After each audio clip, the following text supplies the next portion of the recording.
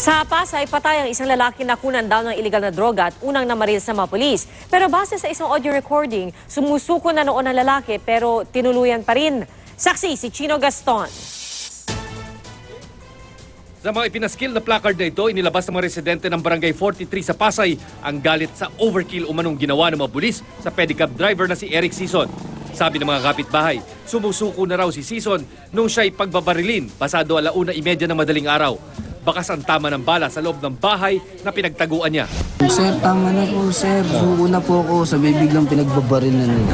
May recording na nakuha ang GMA News mula sa isang concerned citizen na videohan ng mga pulis na nag-uusap matapos nilang masukol sa loob ng pinagtaguang bahay ang pedicab driver.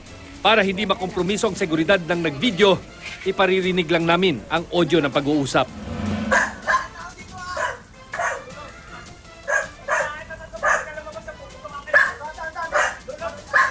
Tuloy lalim.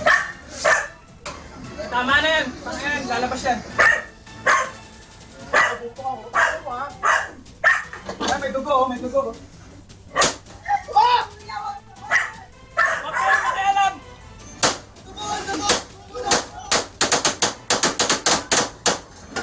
Hindi malinaw sa kuha kung saan galing ang unang putok. Hindi rin kita sa video kung sino ang rumatrat. Nang humupa ang pamamaril, tumambad ang bangkay ni Sison. Ayon sa mga residente sa lugar, sugatan na dahil may tama nga ng bala sa paa ang nasawing si Eric Sison habang hinahabol ng mga pulis at dito nga dumaan sa eskinitang ito. At habang hinahabol siya ng mga otoridad, nakaabot daw siya sa mga bubungang bahagi ng mga kabahayan dito at pinapaputukan din daw ng ilang beses habang pinabababa ng mga otoridad.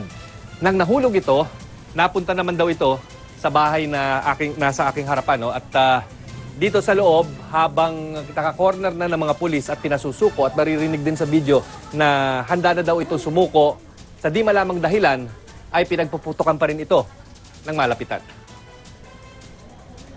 Hindi pa alam kung ilang bala ang tumama kay Sison. Sa mga kuha ng soko, may hawak siyang 38 caliber revolver.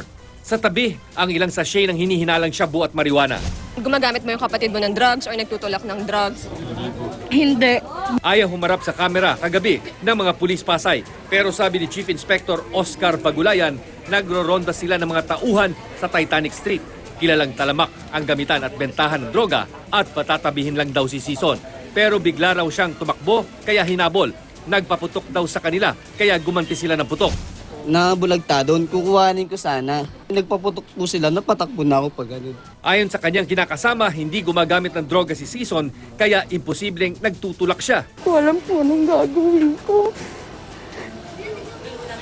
Bata pa po yung anak ko, ganun na ginawa sa asawa ko.